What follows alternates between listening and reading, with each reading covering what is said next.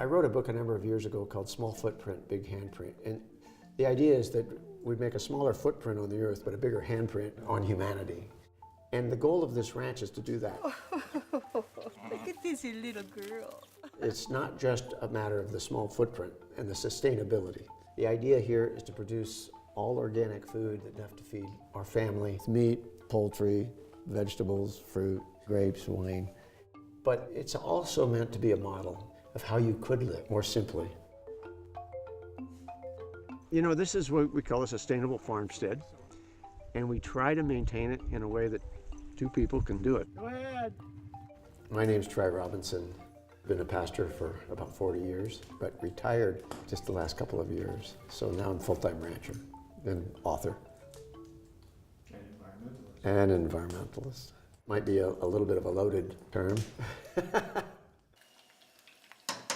I think most ranchers are coming to the place of actually believing that there's problems with the climate. And what they have a hard time with is thinking that it's man-caused.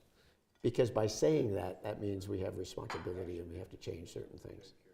We've definitely seen a change in the weather up here. The cows are birthing early this year in February, and those little babies, they lost. We had a lot of neighbors that lost calves because the weather was so unusual. Director Pruitt, I believe, is more concerned about politics than he is about faith. What he's doing is very short-term, and it's going to devastate this country and it's going to devastate this planet. For us to pull out of the progress that's been made in terms of at least recognizing that climate change is real and that it's man-caused, and that we actually do need to sacrifice and do some things to improve this and be a leader in the world instead of the most negative force. You know, it's really scary, and it's very disheartening, especially to someone, by the way, who's been a Republican their whole life. Almost everything's unfortunately considered a pet.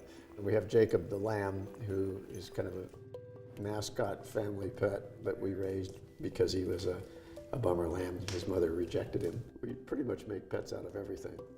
The world is now, you know, approaching 8 billion people. There's not a lot of fresh water on this planet. The oceans and the coral reefs, I mean, these things are providing food for this population, and they're going away. And when they do, I'll tell you, the first to suffer is the poor. And if we know nothing else as Christians, we know that we have responsibility to the poor.